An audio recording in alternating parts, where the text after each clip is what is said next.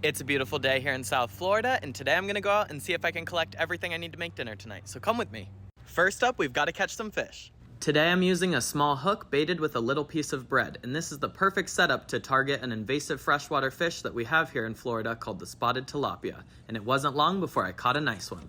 Now that I'm back at the house, it's time to walk through the garden and see what other ingredients we can find. First up, we're gonna pick some breadfruit. You know that these are ready to be picked when the sap starts to leak down the side of the fruit. Today I picked 2 of them. Next, I picked a handful of Italian oregano, some sage, some rosemary, and some basil, as well as a couple cranberry hibiscus leaves. Then I picked a handful of some tropical CISO spinach, as well as 2 red hot chili peppers. Now that we have all of our ingredients, it's time to get to cooking. Tonight, I'm gonna make tilapia breadfruit fritters with an herb-infused dip, so let's get to it. I quickly filleted the tilapia and then pan-fried it with a little bit of salt, pepper, and olive oil. And after that was done, I let the excess oil run off on some paper towel. While we let these cool, we're gonna work on the breadfruit.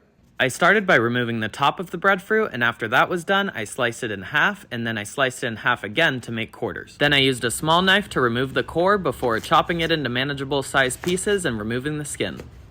Now we're just gonna let it boil in some water with a little bit of salt for 12 minutes. While we wait for that to cook, let's make our dip. I added some of the herbs from the garden along with half a cup of sour cream and the juice of half a lemon. Then I just mixed it all up and added salt and pepper to taste. I set the dip to chill in the fridge, and it's time to make our fritters. Now that the breadfruit is nice and tender, I added it to a bowl along with all the rest of our ingredients. Now we just need to mash it all together. The batter should now look something like this. Next, in a separate dish, I added 1 cup of flour, half a teaspoon of baking powder, and half a teaspoon of salt and pepper. And now we're just gonna mix this up real quick.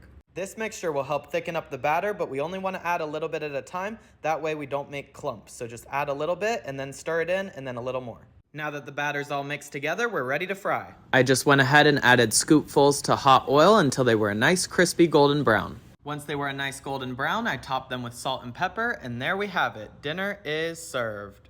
I am so excited to see how these taste. I'm gonna squeeze a little bit of lemon juice on it, give it a good dip, and enjoy. That is one of my new favorites. It's nice and crispy on the outside, but not dried out at all on the inside. I would say it's just like a conch fritter, except you don't have any of the chewy conch pieces in the middle. I think the best part about these is that you could stuff them with anything you want. I used fish this time, but I could see these working well with conch or lobster, or even leaving them plain and having a vegan option. Now I'm gonna enjoy my dinner, but let me know if you'd try making this and get outside and see what you can find.